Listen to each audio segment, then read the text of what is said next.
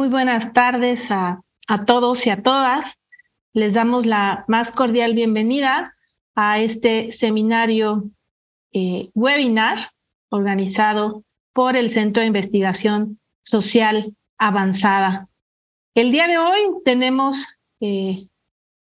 dentro de este seminario webinar, tenemos la fortuna de contar con el doctor Ricardo del Barco, que nos acompaña desde Argentina, del Instituto Jacques Maritain, y con quien compartiremos hoy nuestras impresiones sobre un tema importante, como es la democracia y la democracia en nuestra querida América Latina. Estas visiones tan necesarias hoy, tan oportunas, en las que vemos destellos a veces de luces, a veces de sombras, pero nosotros queremos ver horizontes de esperanza, ¿no? Por parte del Centro de Investigación Social Avanzada nos acompañará Darío García Luzón, quien es miembro de la División de Filosofía de este centro. Bueno, pues sin más, vamos a iniciar nuestra intervención. Les decimos a todos nuestros participantes que nos acompañan, les agradecemos su participación a través de esta sala de Zoom y a todos los participantes que también nos acompañan a través de la transmisión en nuestras redes sociales. La dinámica de este seminario será la exposición primero por parte de Darío Luzón, del Centro de Investigación Social Avanzada, y después tendrá una réplica del doctor Ricardo del Barco. Durante la transmisión, durante la sesión, ustedes podrán ir haciendo sus preguntas, ya sea a través de la sala de Zoom, en el menú de su barra, identificado como preguntas y respuestas, o bien pueden hacerlo a través de nuestras redes sociales, en Facebook, en Twitter, en Instagram, en LinkedIn, y nos harán llegar sus preguntas para que puedan ser resueltas en el transcurso de la sesión. Les agradecemos una vez más su participación y me permito presentar primero a Darío, que será quien haga la primera intervención en este interesante tema de esta tarde.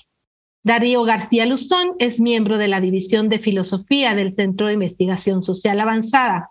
Es doctorando del Instituto Universitario Sofía en Italia con el proyecto de tesis sobre filosofía de la historia en el pensamiento de Alberto Metol Ferré. Es licenciada en Humanidades por el Instituto de Estudios Eclesiásticos Padre Félix Varela de la Arquidiócesis de La Habana, con la tesis José Martí y la cuestión americana. Es también licenciado en Letras por la Universidad de La Habana, con la tesis de Peña Pobre, Memoria, Familia y Nación. Además, ha cursado diplomados en filosofía social, impartidos por el CISAB y el Instituto de Estudios Félix Varela en La Habana. Ha sido profesor del Departamento de Estudios Teóricos y Sociales de la Cultura de la Facultad de Artes y Letras de la Universidad de La Habana y del Departamento de Filosofía del Instituto de Estudios Eclesiásticos Félix Varela en la misma ciudad.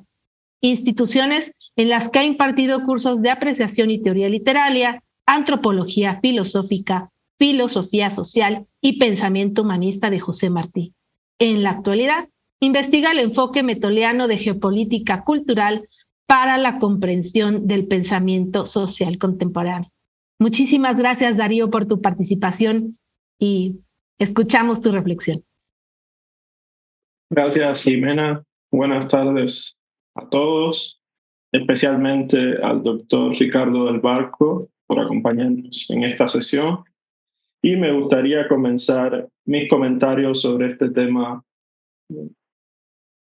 la democracia en América Latina, inquietudes y esperanzas, con un poema que leí hace mucho tiempo, un poema de Rimbaud, Jean-Arthur Rimbaud, que leí hace mucho tiempo y en ese momento me pareció un tanto enigmático. Y lo traigo a la sesión como apertura porque creo que nos ayuda a entrar en las inquietudes que despierta el propio término democracia. El poema es muy breve, dice así. Lo leo en una traducción del poeta cubano Cintio Vitier, publicado en Argentina, en Buenos Aires, a inicios de siglo. La bandera va por el paisaje inmundo y nuestra jerga ahoga el tambor. En los centros fomentaremos la más cínica prostitución masacraremos las rebeliones lógicas. A los países sazonados y empapados, al servicio de las más monstruosas explotaciones industriales o militares. Hasta la vista aquí, no importa dónde, reclutas de buena voluntad, nuestra filosofía será feroz, ignorantes para la ciencia, hábiles para el confort. Que el resto del mundo reviente, es la verdadera senda, adelante, en marcha. Pues imagínense, es decir, el poema así, titulado Democracia, pareciera darle la vuelta al término y sí, concluir con un entusiasmo destructivo hacia lo que destruye precisamente la democracia. Esta filosofía feroz, este individualismo que precisamente arrasa con cualquier noción de auténtica participación democrática, es decir, inclinada al bien común. Y si uno repasa estas iluminaciones, que es donde aparece este poema, en la compilación de, de poemas sueltos de Rimbaud, que tanto sorprendiera a un joven Paul Claudel, muy cercano a Maritain, uno se percata de que en expresiones como rebeliones lógicas o filosofía feroz, brota la inquietud de la democracia que no se vive como esperanza humana. Una democracia que en los centros fomenta, como dice, la más cínica prostitución, la prostitución del carácter, la muerte del espíritu, y en las periferias, las destrucciones, las monstruosas explotaciones industriales o militares. Este poema a mí también me resulta muy provocador porque contiene referencias de las posibilidades destructivas internas a la democracia y también a cierto resentimiento, las llamadas políticas del resentimiento, del comportamiento de algunas democracias.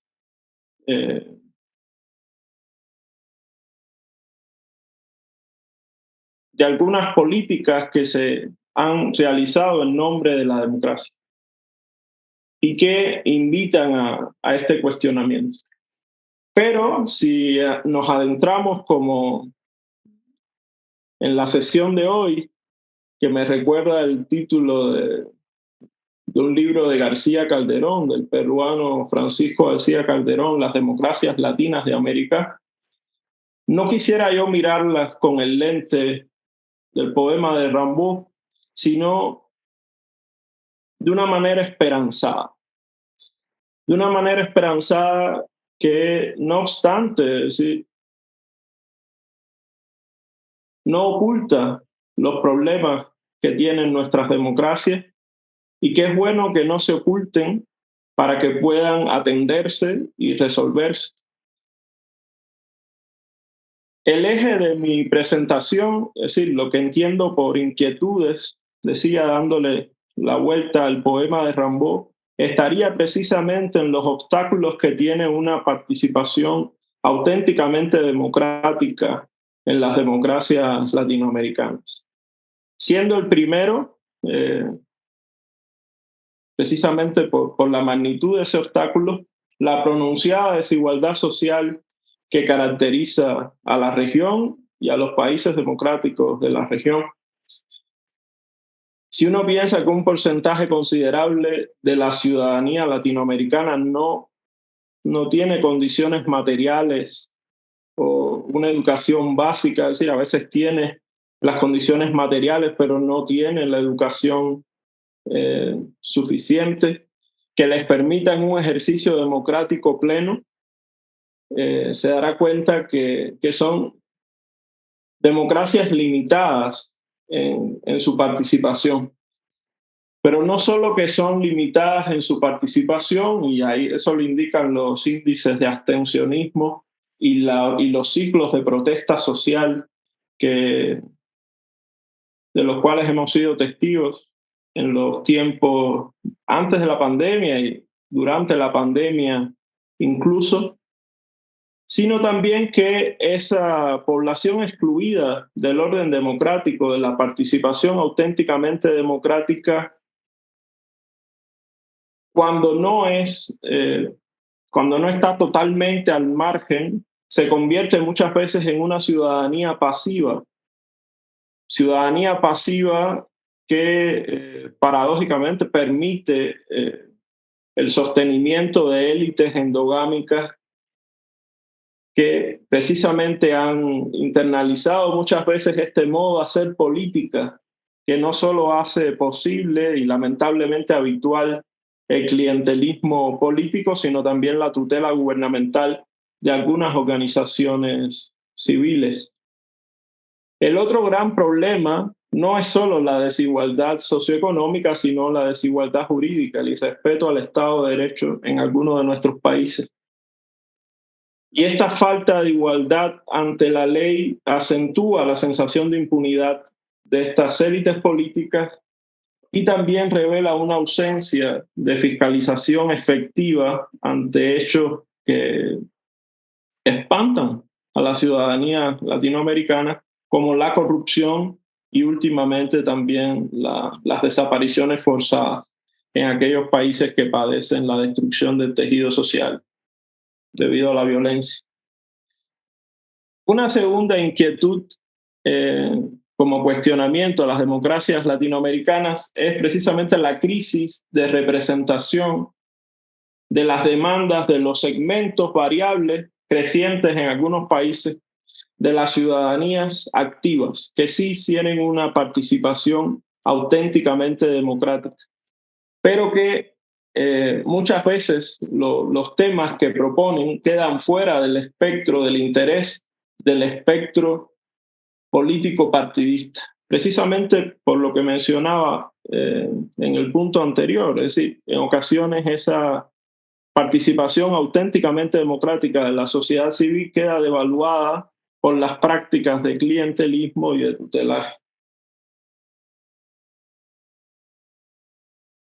En general, creo que se podría afirmar que hay un creciente número de iniciativas que afectan la vida social latinoamericana, que están al margen de los espacios institucionales de debate político.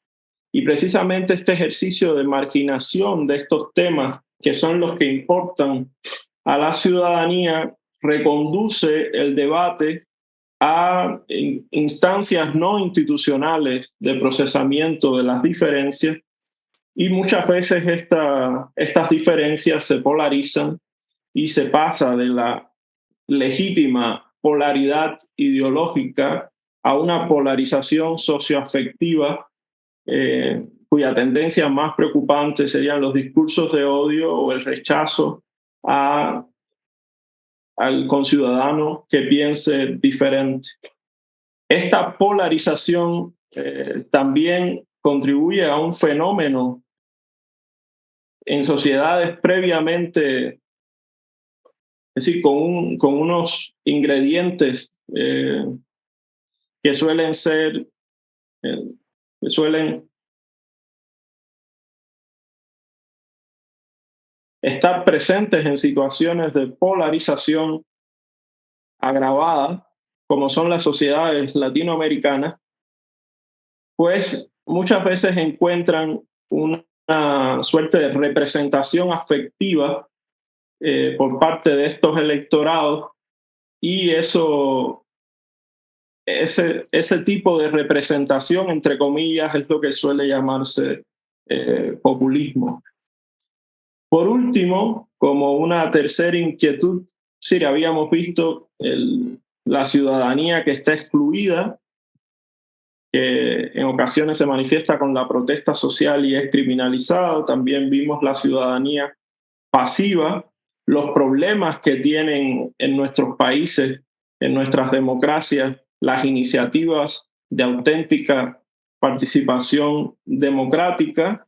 Y por último, aunque no menos importante, y todos estos problemas están, pienso, vinculados, la existencia de estas élites políticas que han quedado muchas veces rezagadas frente al cambio de las coordenadas mundiales y que mientras se avanzaba hacia una sociedad global interdependiente, muchos de nuestros políticos seguían mirando o aferrados a concepciones que ante las nuevas sociedades latinoamericanas parecen no tener una conexión efectiva con las nuevas demandas, que no pueden interpretar o articular de manera inteligente y cualitativa estas demandas, y que por eso mismo muchas veces se excluyen estas demandas y ante un contexto de economía abierta, aunque sabemos que ahora en estos momentos vivimos tensiones geopolíticas importantes que representan un desafío para la región, precisamente esa crisis del Estado-Nación deja en una posición muy vulnerable a las élites políticas que no están en la posición de liderar muchas veces esos cambios. Y ante la crisis multidimensional a la que se enfrentan, se hallan sin respuesta. Ciertamente, las élites políticas latinoamericanas se han reciclado a través de estas representaciones afectivas, pero si bien esto da un cauce, una repetición, por una parte, de esa exclusión de la ciudadanía que no participa o que de alguna manera ingresa a través de los liderazgos populistas, pero no puede trascender de ser una ciudadanía pasiva a una ciudadanía participativa. Tampoco estos liderazgos han podido dar respuesta a los múltiples problemas que enfrentan nuestras sociedades.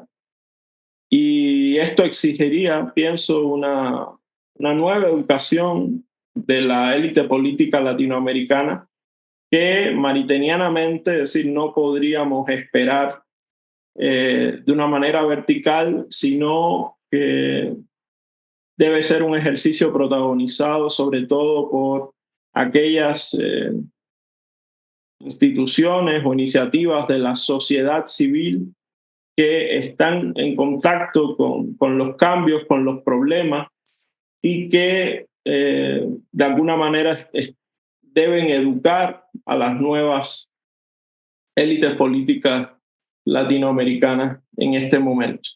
Las esperanzas, bueno, las esperanzas siempre provienen de las respuestas que puedan darse a la persona en su doble exigencia. Es decir, no solo las iniciativas que van orientadas a un proceso necesario, pero no suficiente, de democratización, de progresiva democratización económica, que es muy complicado, justo por lo que mencionaba anteriormente de los desafíos que significa la gobernanza en el mundo de hoy. Y por otra parte, esas esperanzas muchas veces se ven agredidas por la magnitud de los retos que tienen que enfrentar. Si uno piensa que como parte de las economías integradas, de las cadenas globales de valor que determinan un tipo de relacionamiento político internacional, pero que también pone a las sociedades latinoamericanas ante el desafío de las economías ilegales y especialmente del narcotráfico, se percata que puede existir muchas veces una auténtica sensación de impotencia. Y justo en esas realidades, mirando el dolor, el fracaso, a que pueden, y de hecho han conducido algunas de las políticas, la esperanza actúa precisamente ahí, con el alcance de las distintas responsabilidades según el nivel en que actúan las instituciones o las comunidades que la comunican efectivamente.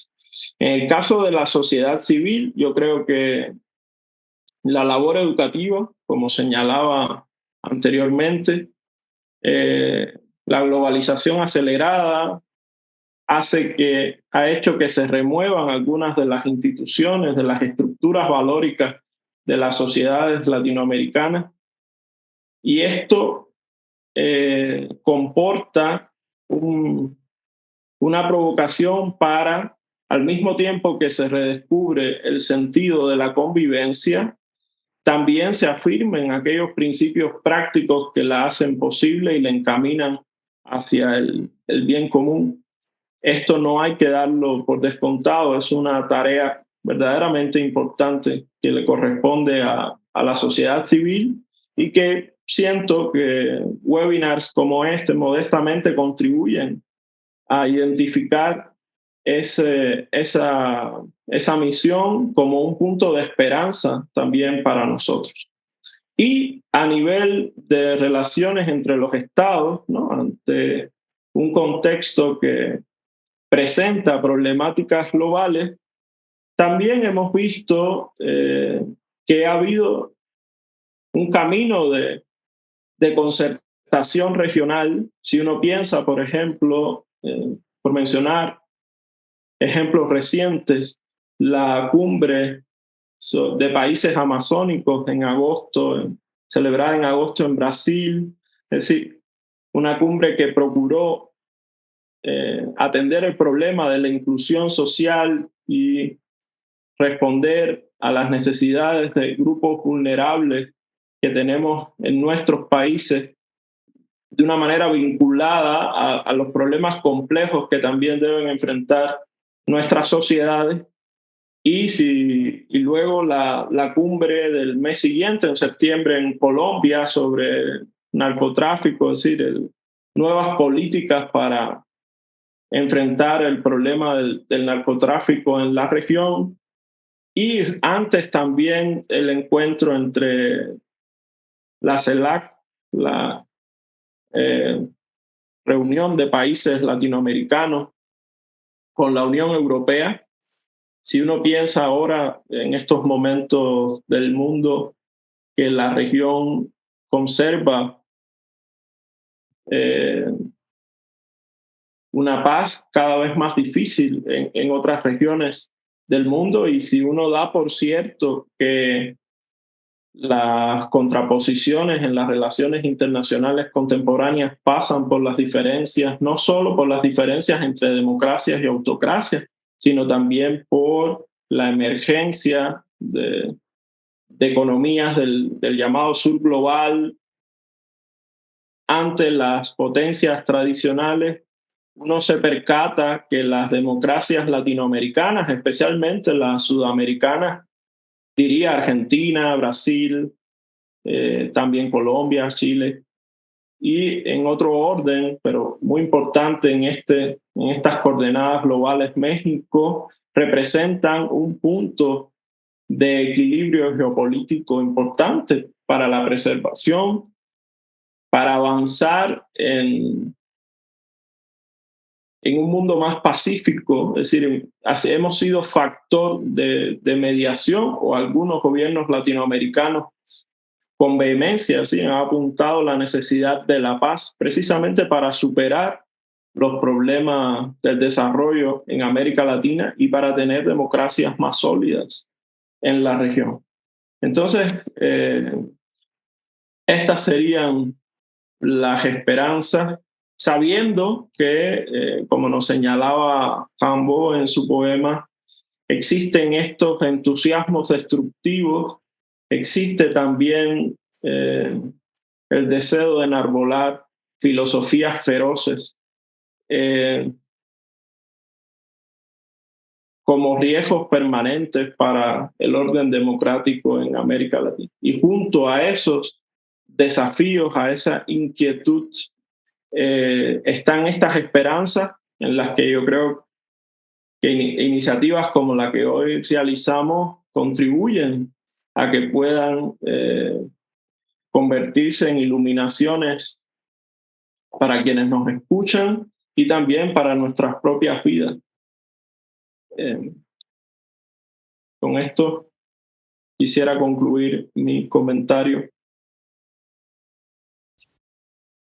Agradecemos, Darío, esta pertinente participación. Comentamos a nuestra audiencia, a las personas que nos acompañan, que puedan hacer todas sus aportaciones. Han hecho ya algunas aportaciones aquí en el chat directamente en la sesión de Zoom.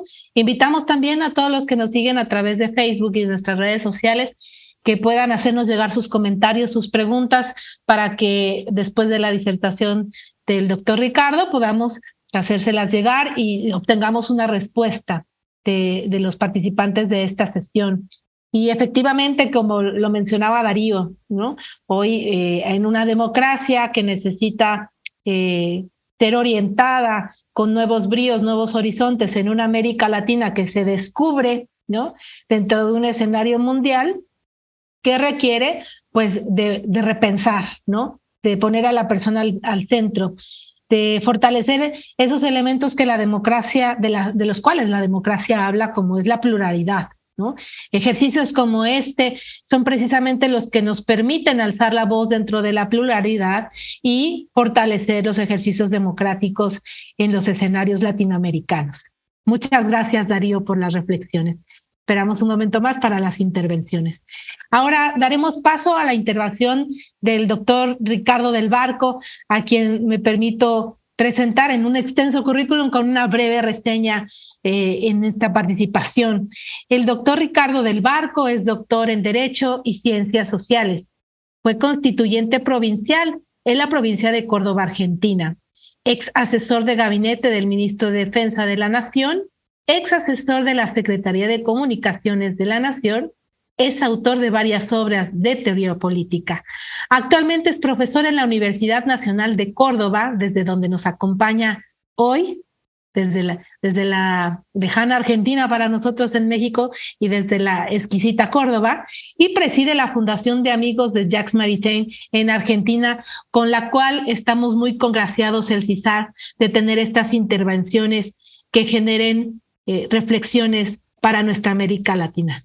Doctor, muchas gracias por aceptar la invitación en este espacio con el CISAP. Muchísimas gracias a CISAP por permitirnos este contacto con los amigos de México en un día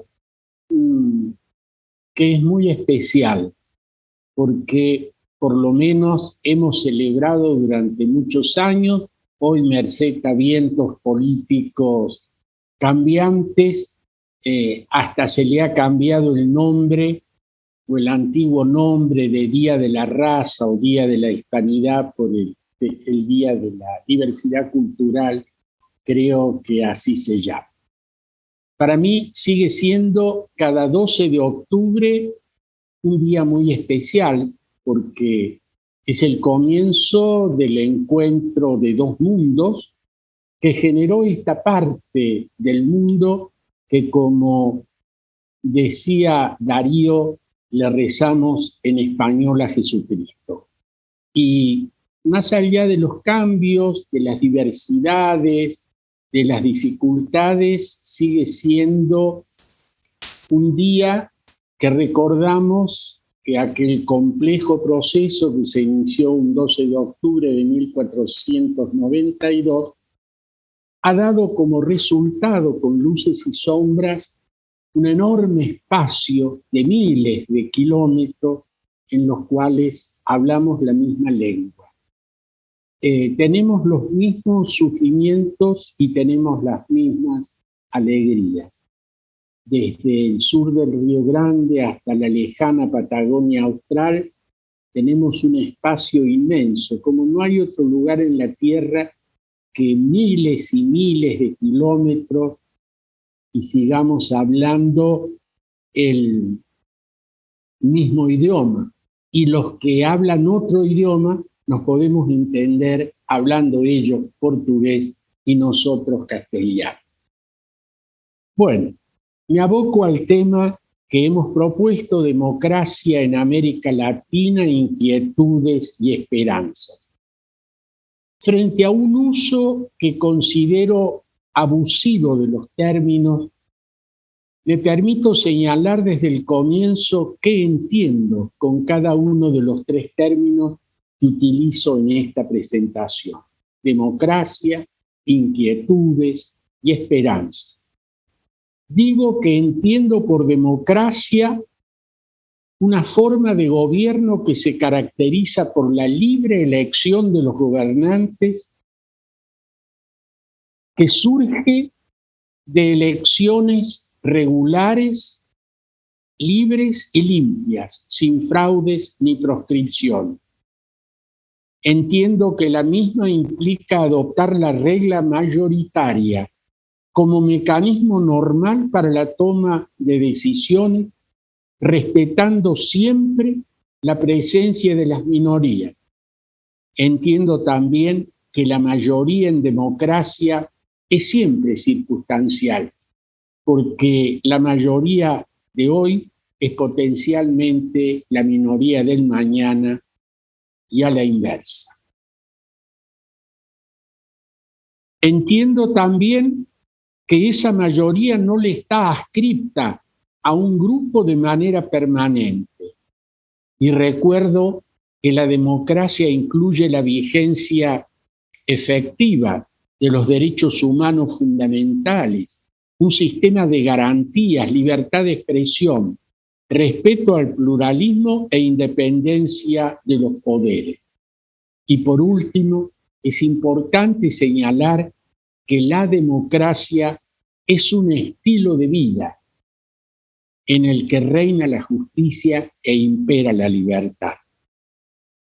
Entiendo por inquietudes los temores, amenazas y acechanzas que ponen en peligro la vida en común.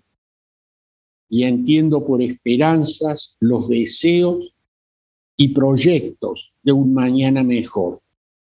En ambos casos, pero fundamentalmente en las esperanzas, no es un mero transcurrir, sino que conlleva una activa construcción de la misma.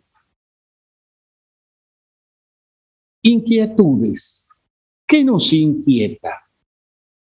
Hago un pequeño listado que no es exhaustivo y digo: nos inquieta la desigualdad creciente, la falta de cumplimiento de las promesas de mejores niveles de vida, el desigual acceso a la educación, al trabajo, a la salud y a la vivienda.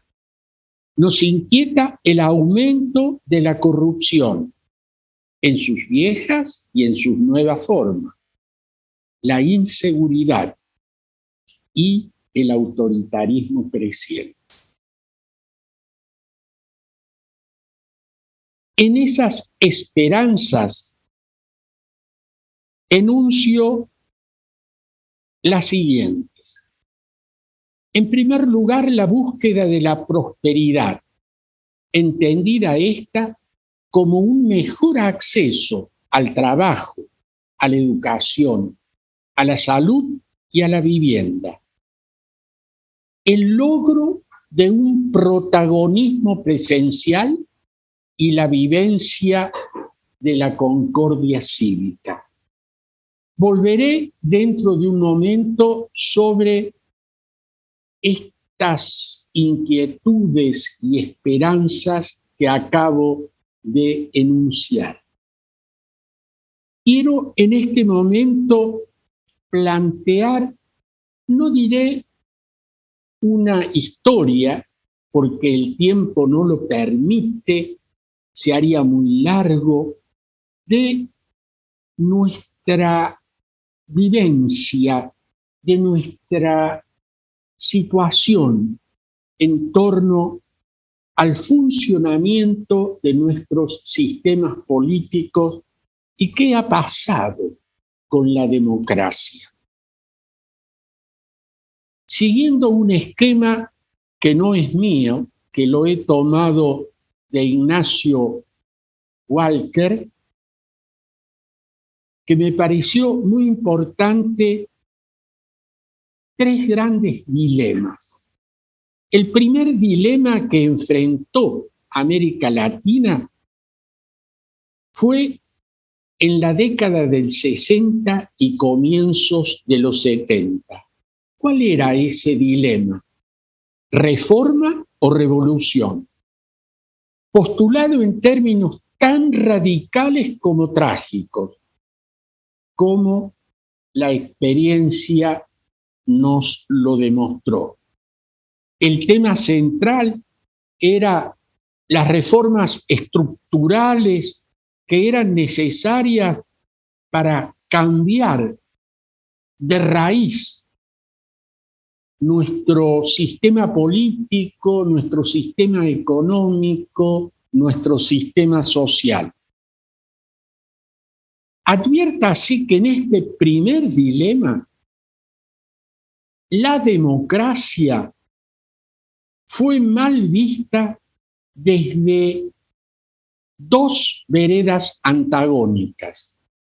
Desde la vereda de los llamados revolucionarios, la democracia aparecía como un método lento e ineficaz para lograr aquellas reformas estructurales que cambiaran todo de raíz. Y desde la vereda antagónica, la democracia era un peligroso instrumento que no permitía el logro del orden político, social y económico. Y fue aquellos años un verdadero diálogo de puños y pistolas. La violencia en todas sus formas ensombreció a nuestros países, en unos más, en otros menos, y terminó erradicando la democracia de muchos de nuestros países, casi la mayoría, y quedaron gobiernos fuertes, dictaduras feroces, que en nombre del orden dijeron que la democracia estaría allá lejos, al final de un camino. Sus objetores veían con desprecio eso que se consideraba que era una formalidad burguesa que en definitiva postergaba las transformaciones revolucionarias. Un segundo dilema que enfrentó América Latina fue en la década de los 80 y los 90. Como todos ustedes saben, por una suerte de efecto dominó, hacia los 80 comenzaron a caer los regímenes burocrático-autoritarios, las dictaduras militares, desde el norte hasta el sur. Y así fueron apareciendo gobiernos democráticos. ¿Cuál era el dilema en este momento? ¿Democracia o dictadura? Aparecía la democracia como un sueño que se había esperado durante largo tiempo y que aparecía de la mano de elecciones libres, del ejercicio de una libertad de expresión que había sido largamente conculcada. El primer dilema derivó en tragedia, el segundo dilema fue una derivación virtuosa. Se logró establecer en la región nuestras actuales democracias. Como ya ha señalado Darío, y sería redundante referirme a ello, llenas de imperfecciones desde todo punto de vista. Pero adviértase que, a pesar de todos los defectos, estas democracias que nacieron en este segundo dilema, democracia o dictadura, hasta hoy permanece. La famosa interrupción de las Fuerzas Armadas que se erigían en guardianes tutelares de un orden supuestamente vulnerado y que ponían fin, interrumpían procesos que habían surgido de decisiones electorales, ya no tuvo lugar, salvo rarísimas excepciones en la región. Esto no significa que no haya habido y siga habiendo hasta hoy una enorme cantidad de dificultades. Y vamos al hoy. Aquí el autor que seguimos plantea un tercer dilema, que sería el dilema actual que vive nuestra región. ¿Y cuál es ese dilema? ¿Democracia o populismo? Claro, y acá aparece un término que no es nuevo, tiene vieja data, pero está muy presente en la teoría política hoy, está muy presente en los medios de comunicación, en las redes sociales y en los debates, en la praxis política. El populismo como opuesto a la democracia. Haría falta, y el tiempo no lo permite o no me lo permite, hacer una caracterización más exhaustiva de esto que se denomina populismo. Y fíjense que cuando uno habla de populismo, habla de pueblo. Y cuando uno habla de democracia, habla de gobierno del pueblo, porque democracia es el kratos, gobierno del demos, pueblo. Es decir, el pueblo estaría presente en ambos términos de esta oposición. Pero ¿qué es lo que caracteriza al populismo? Muy sintéticamente. En primer lugar, una invocación a una realidad uniforme, el pueblo, que se expresa fundamentalmente a través de una voz. ¿Cuál es esa voz?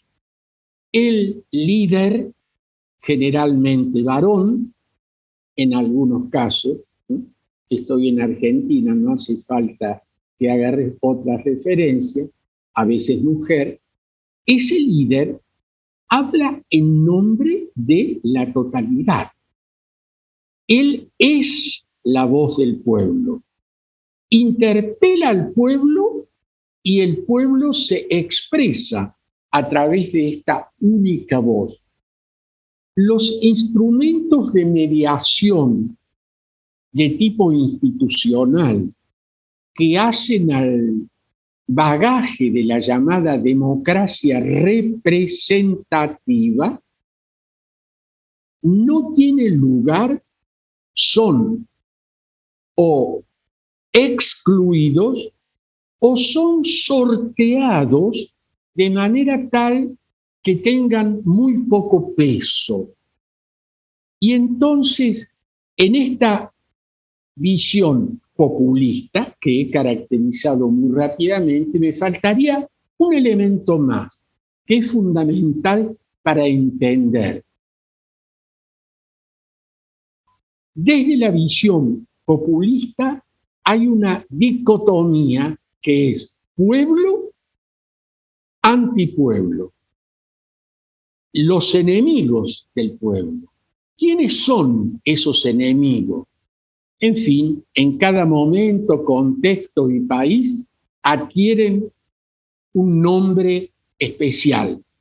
Los medios concentrados o los medios llamados hegemónicos, los grandes industriales, los grandes empresarios o también grupos religiosos. Hoy estamos viviendo en algunos países que tuvieron un acontecimiento revolucionario liberador, como fue Nicaragua, que está manejado por una dictadura, aunque se ponga alguna forma democráticas, y que uno de los enemigos seleccionados en este momento es la Iglesia Católica. No hace falta demasiados datos, la información está para todos. Es decir, en esta visión populista hace falta tener un enemigo, es decir, hay algo que, si bien es cierto, está presente en toda la dinámica de la vida política, que es el conflicto, aquí es planteado como un conflicto entre amigo-enemigo. Utilizo la terminología schmittiana. Y a ese enemigo hay que combatir y eliminar. En esta dinámica del populismo hay también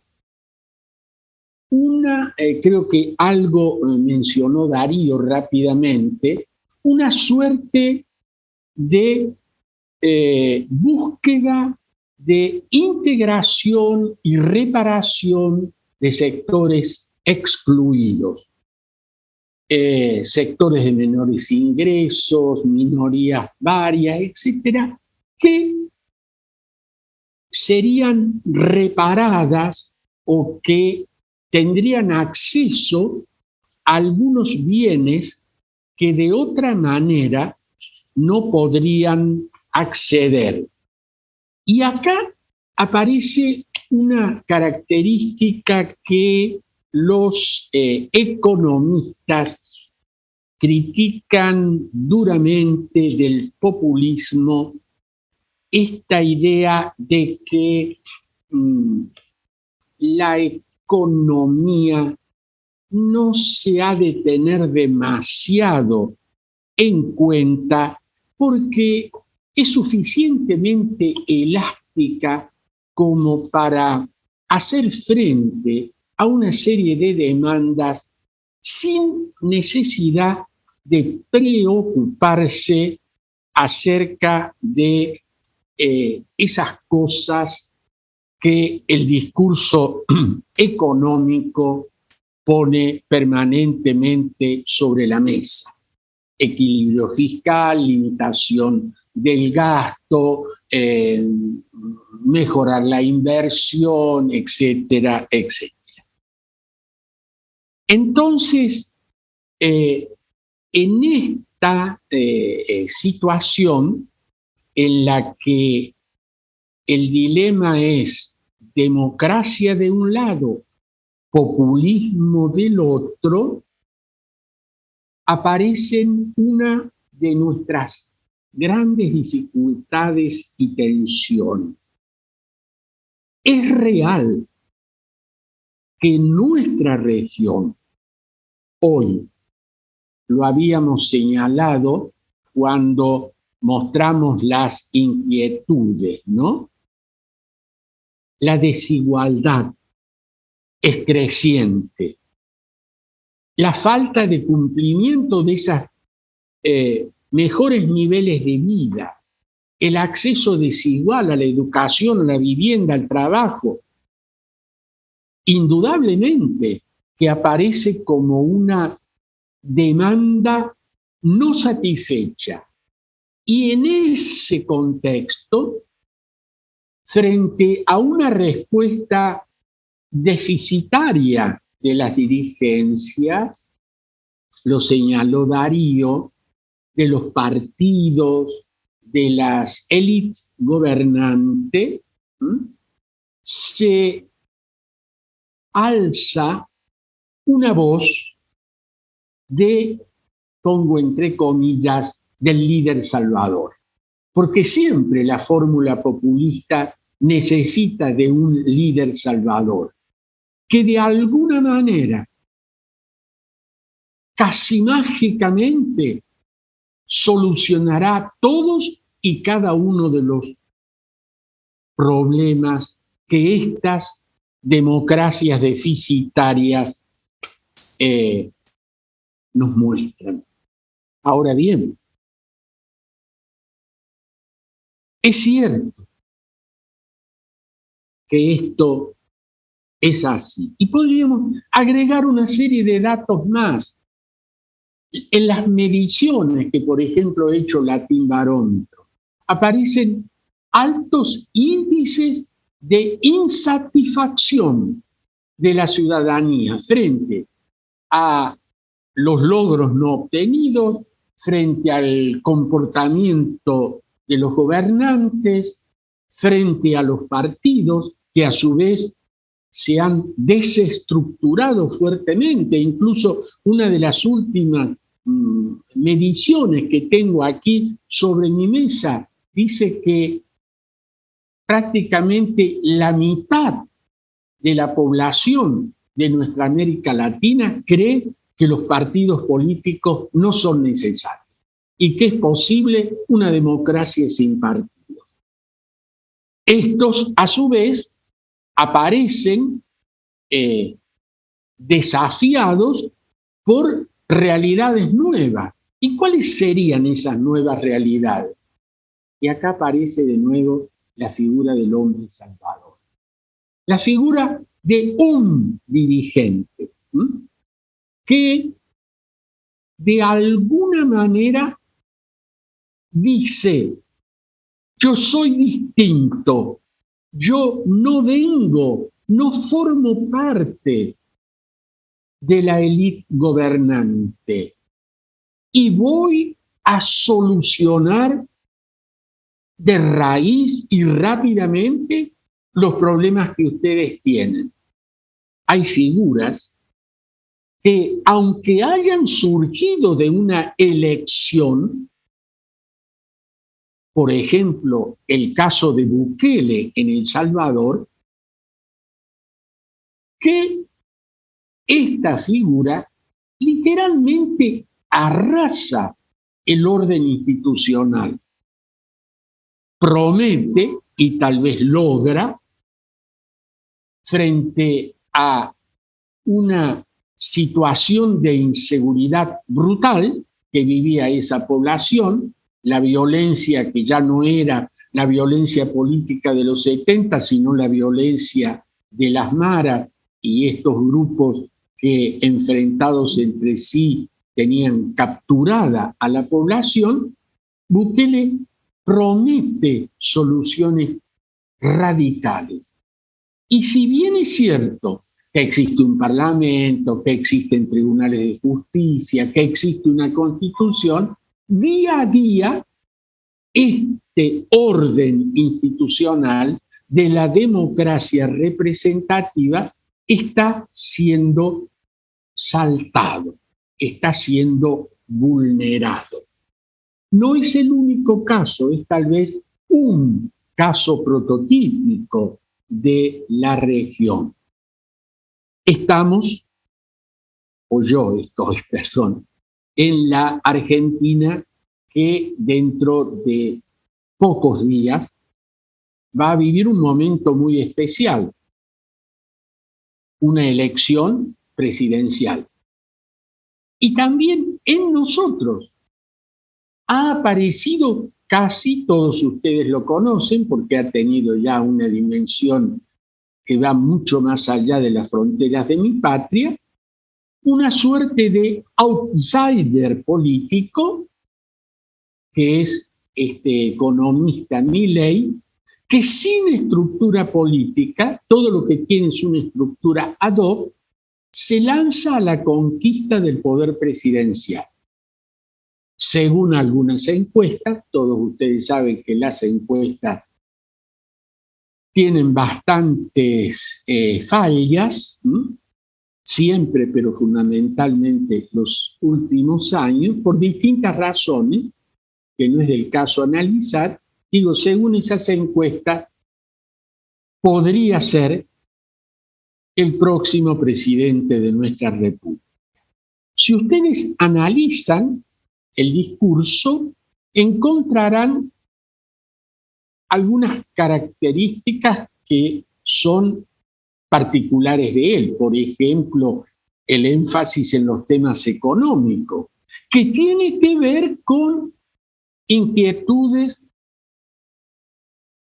insatisfechas de nuestra población. Ustedes saben que estamos viviendo una inflación que es una de las más altas del mundo. Ya no importan los números. En algún momento competíamos con Venezuela, bueno, creo que le hemos ganado. Y somos uno de los 3 o 4 países del mundo que tienen la más alta inflación. Y les aseguro que vivir en un país con altísima inflación es un verdadero infierno. En ese contexto, indudablemente, que en la arena política parece que el gran discurso es el tema económico y alguien que dice, yo voy a solucionar el problema económico. Ahora, ¿qué pasa con los demás? Silencios. Y por otra parte, aparece esta característica, además la del hombre salvador, este esquema que hay amigos y enemigos. Esos enemigos a los que hay que destruir. ¿Quiénes son? Bueno, la lista se puede incrementar, cambiar, variar, etc. Pero fíjense ustedes que decíamos al comienzo que siendo y aceptando como ciertas todas estas inquietudes que Darío trató de resumirla en este poema, muy, muy interesante, tu mecanismo de introducirte a la cuestión, Darío. Desigualdad, frustración, etc. Hago un paréntesis para que se entienda. Este año hace 40 años de la elección que puso fin a la dictadura militar argentina. Y desde aquel octubre, estamos en el mes de octubre de 1983, que se celebraron las elecciones limpias que permitieron el retorno o el comienzo del sistema democrático en la Argentina de hoy. Han pasado 40 años y hemos tenido regularmente elecciones, no hemos tenido golpes militares, hemos tenido múltiples dificultades, gobiernos que se han tenido que retirar antes de tiempo, pero no ha habido una quiebra del orden institucional. Traje este recuerdo porque el presidente Alfonsín, que comenzó a gobernar en 1983, acuñó una frase muy fuerte y decía, con la democracia no solo se vota, con la democracia se cura, con la democracia se educa.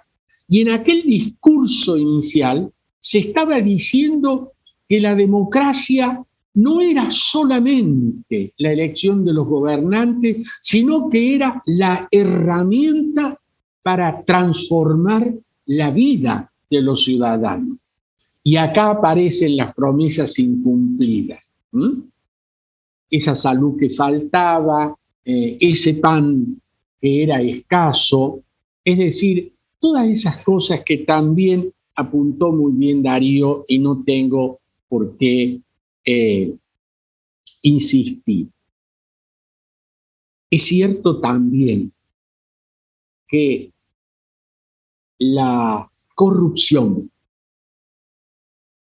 que no es nueva ni es extraña a los sistemas políticos, pero sí que adquirió una intensidad, un volumen que, fíjense, en los instrumentos que están midiendo lo que la ciudadanía piensa, más de un 60% de los latinoamericanos creen que los gobernantes, todos sin excepción, son corruptos. Entonces viene esa asociación político, gobernante, corrupción. ¿Es esa la realidad? No tan así, pero la percepción es esa. ¿Y por qué la percepción? Porque hay un aumento cuanti y cualitativo de la corrupción, que a su vez ha permitido la aparición de un nuevo factor, lo señaló Darío, un nuevo poder, que es el narcopoder.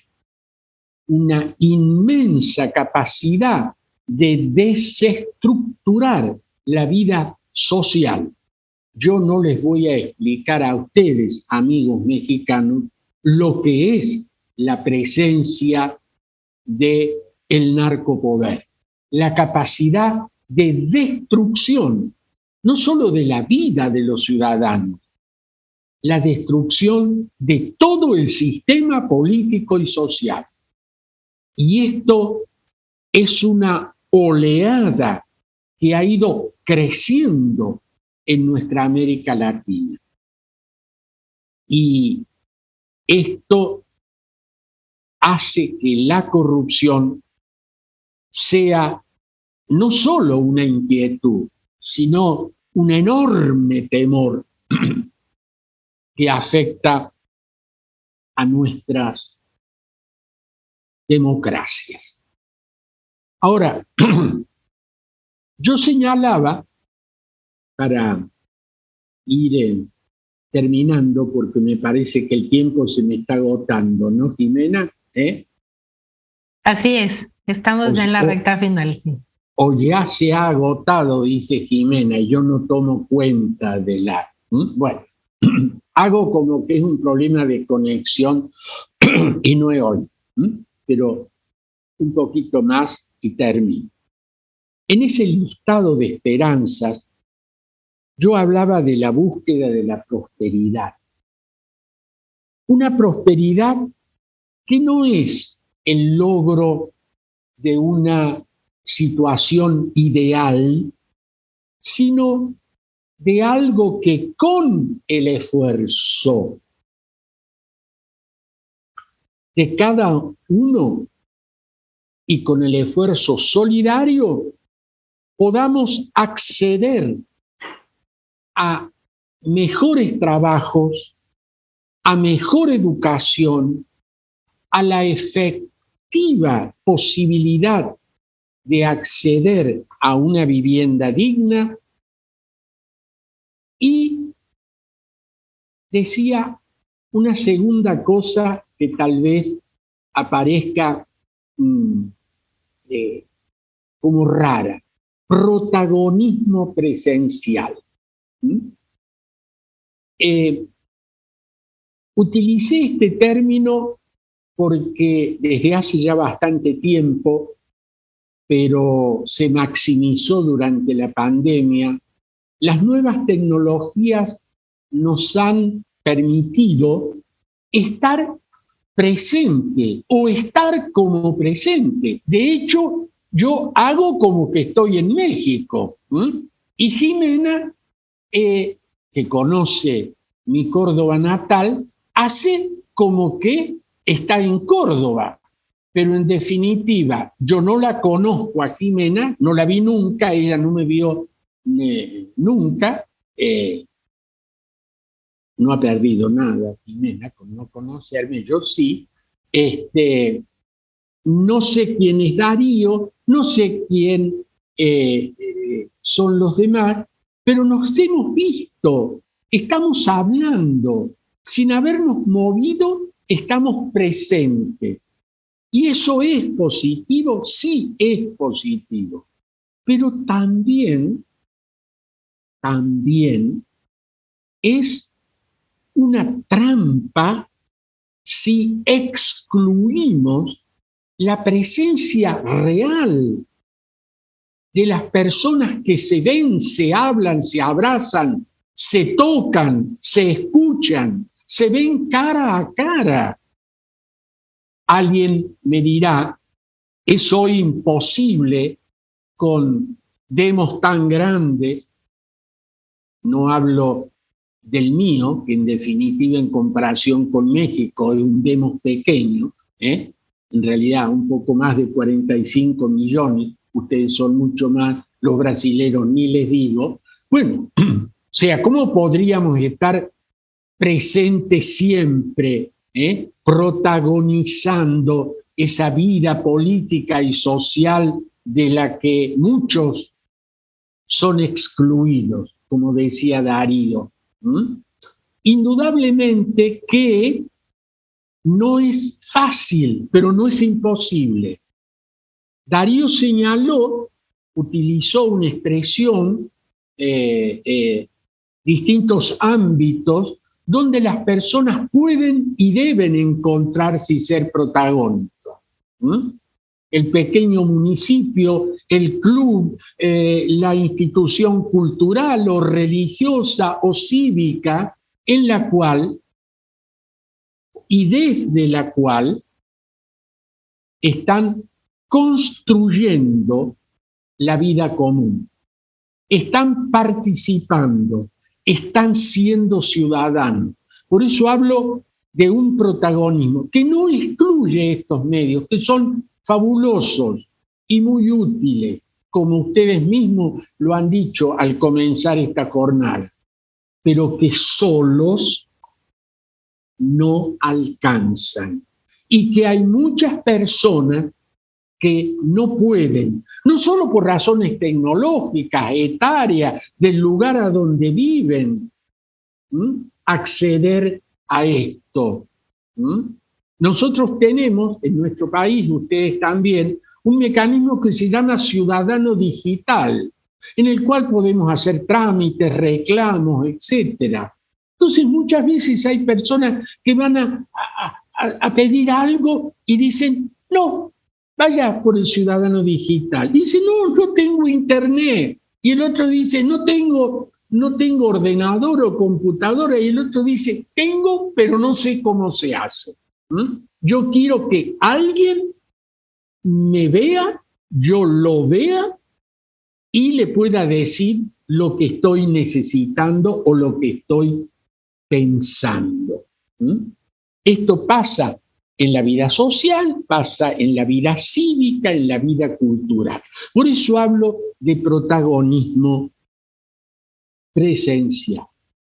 De cualquier manera, con todos estos defectos, también lo dijo Darío y acá coincidimos, no hay que ceder a la desesperanza, porque con todos sus defectos, con todos sus desvíos, la democracia, ese sistema que implica vivir en libertad y en justicia, no tiene parangón.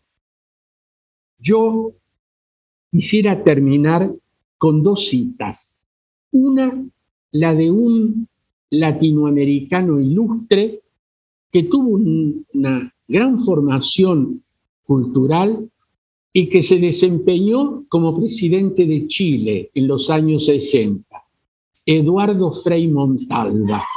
Y hablando, Frei, de esta tensión, la voy a reducir, entre pan y libertad, que me parece que es un esquema simple, pero muy claro. Pan, la búsqueda de mejoras económicas, libertad, instituciones, política, participación, elecciones. Muchas veces se nos plantea una disyuntiva: luchar por el pan o luchar por la libertad. La idea es que hay que luchar por el pan y por la libertad, juntos. Si hubiera que optar, decía Frei, si me dieran a elegir, elegiría la libertad, porque con la libertad podría luchar por el pan. Y la última cita de esta libertad que estamos hablando es de Albert Camus, este novelista extraordinario y pensador al cual siempre podemos acudir cada vez que de la libertad hablemos, que decía Camus: la libertad no es un regalo que se recibe de un Estado o de un jefe, sino de un bien que se conquista cada día con el esfuerzo de cada cual y la unión de todos. Con esta idea de Camus los dejo de aturdir. Muchas gracias. Muchísimas gracias, doctor Ricardo. Excelente disertación. Hago aquí extensivo las felicitaciones. Franco nos dice: excelente conferencia, soy de México, maestro Daniel Franco López.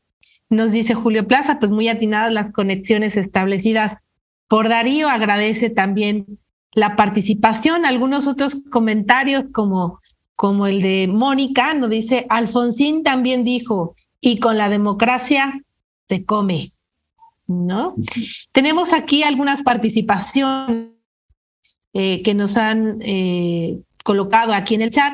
Me gustaría hacerles 3 intervenciones, 3 preguntas, si es posible que podamos contestarlas cada uno de ustedes. La primera sería la siguiente y nos dice Alma Olivia: un cordial saludo. Ante las eminentes fragilidades de una democracia no robusta y la falta de prácticas cívicas en la participación, ¿qué rol juega el papel de la democracia en países donde la izquierda progresista refuerza su estructura en el populismo social? Saludos desde México. Me parece si podemos iniciar con Darío y terminamos con la intervención del doctor Ricardo. Sí, ¿qué papel juega? Yo creo que está contenido en el inicio de la pregunta. Refuerza las formas de ciudadanía pasiva y lo que antes habíamos denunciado, ¿no? De formas de tutelaje,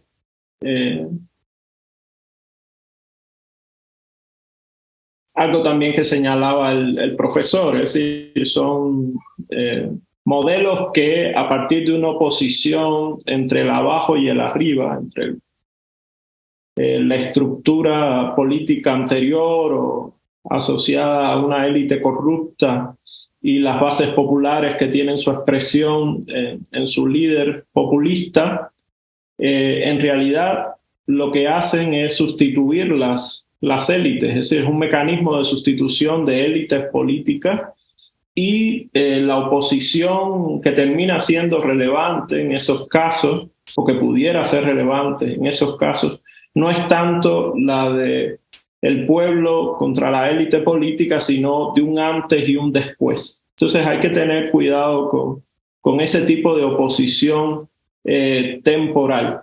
Claro, eso está como riesgo, pero hay maneras o remedios de este segmento de la ciudadanía activa que puede articularse, que puede, decían hace poco, con una paciencia estratégica, ¿sí? No desesperanzarse, ¿no?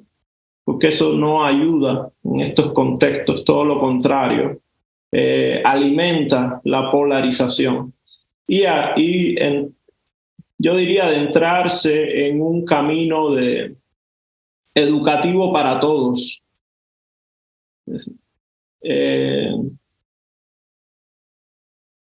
Abierto al otro y abierto a la verdad. Entonces, con esa doble apertura que un analista político podría decir es una fórmula para el fracaso inmediato, puede ser, pero si uno toma en cuenta lo que está en juego, creo que es un camino aconsejable, ¿no? Es lo que podría decir en estos contextos tan difíciles. Muchas gracias, Darío. Doctor. Bueno, yo lo que no alcancé a... coincido con todo lo que ha dicho Darío. Hay algo en la pregunta que se me escapó. ¿Me la puedes repetir, Jimena, de nuevo? Con gusto, doctor. Dice Alma Olivia, ante las eminentes fragilidades de una democracia no robusta y la falta de prácticas cívicas en la participación, ¿qué rol juega el papel de la democracia en países donde la izquierda progresista refuerza su estructura en el populismo social? Bueno, yo creo, como tengo dicho, que el populismo tenga una versión izquierdista o tenga una versión derechista, es populista. Y el populismo como tal apuesta, más allá de lo que diga, en realidad a ese mecanismo de delegación que hablaba Darío.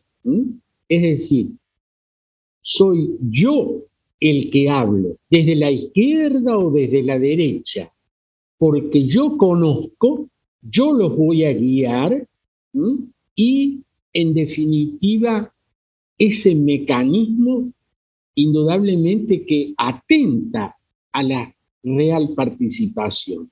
¿Es difícil la participación? Sí, es difícil, pero no es imposible.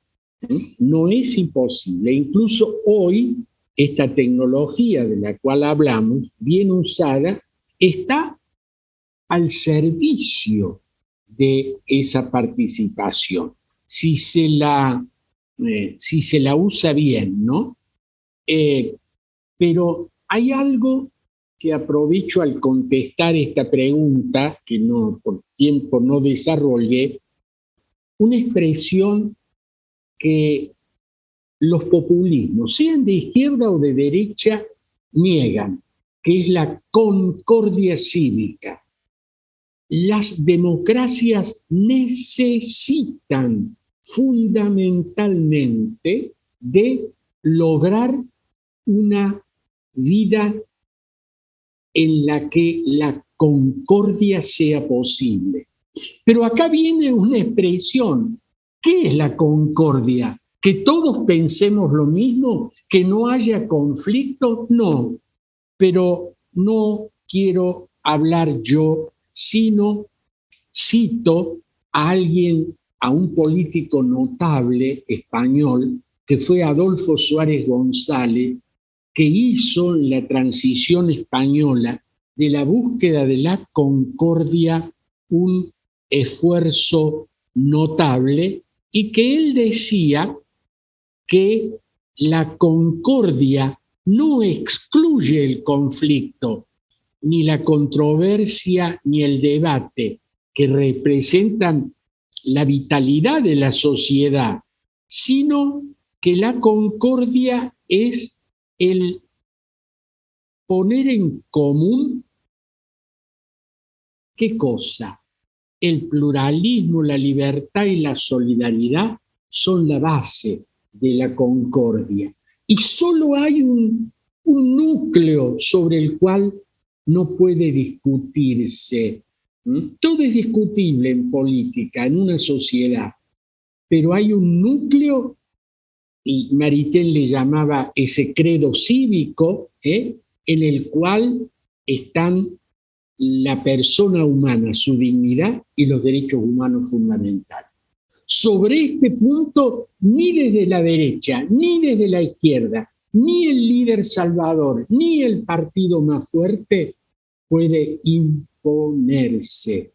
Y realmente, qué magnífico sería que nuestras dirigencias pudieran decir, cuando terminan un mandato presidencial, esa expresión que utilizó Adolfo Suárez González al final de su carrera política y que está grabado en el mármol sobre su tumba.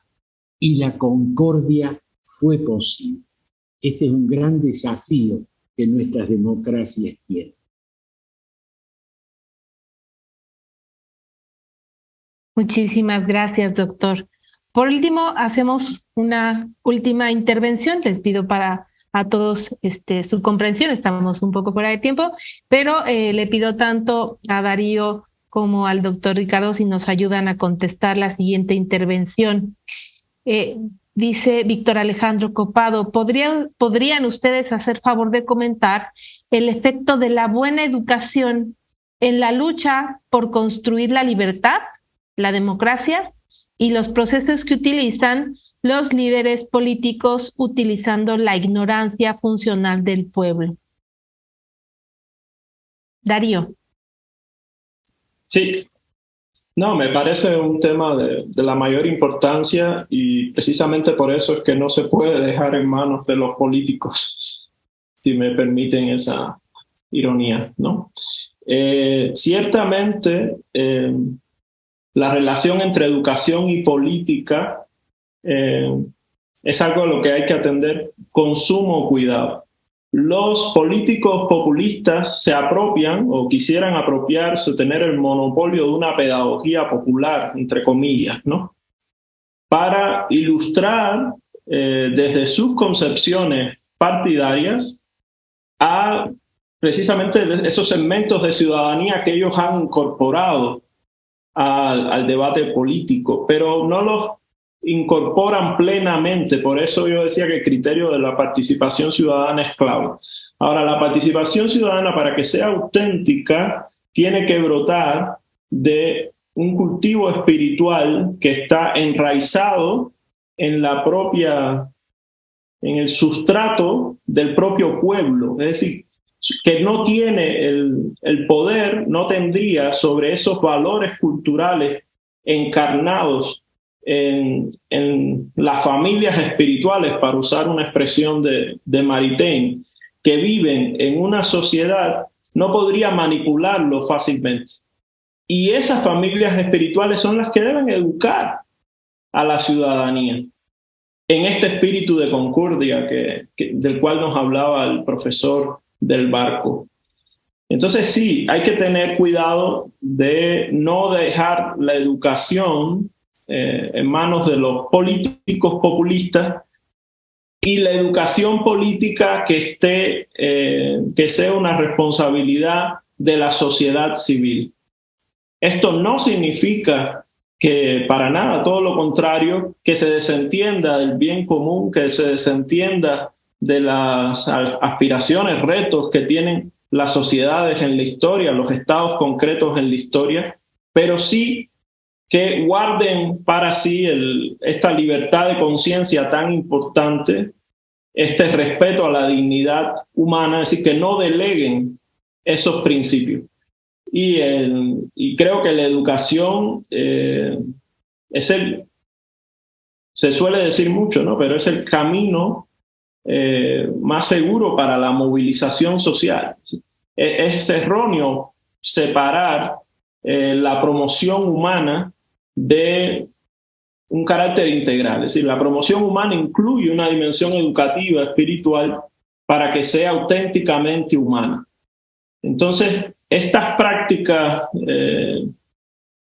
que no son auténticamente subsidiarias, sino que son asistencialistas y terminan por reducir la libertad de la ciudadanía, disfrazadas de educación, cuando en realidad son ejercicios de ideologización, pueden hacer mucho daño.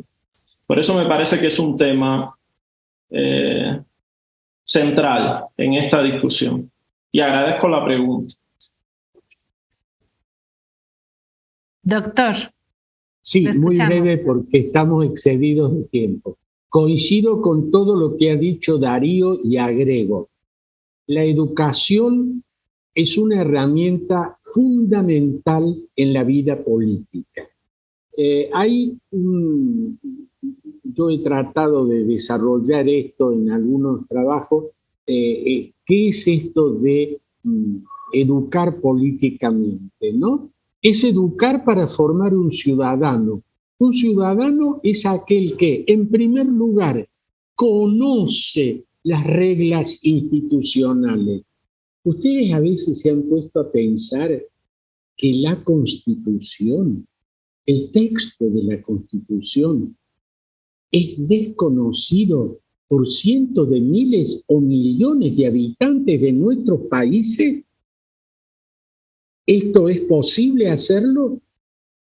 Sí, no es tan difícil. Y hoy las tecnologías permitirían multiplicar, pero no es solamente conocer el texto de la Constitución y las leyes fundamentales, es desarrollar los hábitos que hacen a la buena ciudadanía. ¿Y cuáles son esos hábitos? La capacidad de escucha, la capacidad de diálogo, el no ideologizar, lo dijo muy bien Darío, porque ha habido sistemas que han hecho de la educación política una herramienta fundamental para obtener ¿qué? Para obtener buenos comunistas, para obtener buenos fascistas, para obtener buenos nazis. Hay 3 ejemplos históricos donde cientos de miles de personas quedaron formateados de acuerdo a las decisiones y no había posibilidad de discusión alguna.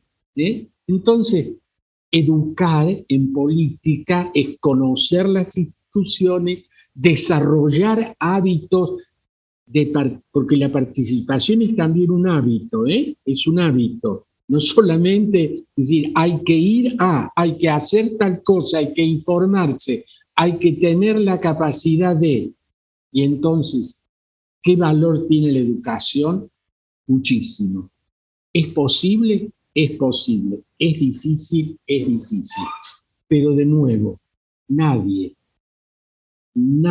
tiene derecho ni al pan ni a la libertad si no se esfuerza día a día para conquistar. Muchísimas gracias, doctor Ricardo Darío, por esta exquisita disertación, por este diálogo extenso. Agradecemos a todas las personas que nos han acompañado desde diversos países de Latinoamérica, Brasil, Perú, México, la misma Argentina. Y bueno, los invitamos a que nos sigan acompañando en estas y otras intervenciones, que seguramente, doctor, no será la última. Esperemos que tengamos muchos más encuentros para seguir enriqueciendo esta discusión que tanta falta le hace a nuestra América Latina. Muchísimas gracias, Jimena. Ha sido un gusto conocerte y oírte. Ha sido un gusto conocer y oírlo a Darío. Darío, yo no conozco México, no conozco Cuba. Conozco casi todos los países de la región, son los 2 que me faltan. Me siento unido en el afecto por esos países y por tu país, Darío, que sé que está sufriendo mucho. Muchas gracias, doctor. Y estamos pendientes todos en la región a lo que pueda suceder en Argentina el próximo día 22. Muy bien. Nosotros también. Agradecemos la participación de todos Les invitamos a seguirnos en nuestras redes sociales a través de Facebook, de Twitter, de Instagram, de YouTube. Varios han preguntado si esta sesión quedará grabada. Así es, la pueden encontrar en nuestro muro de Facebook o bien en los siguientes días podrán encontrar esta y otras participaciones en nuestro canal de YouTube. Que tengan todos muy buena tarde. Muchísimas gracias. Hasta luego.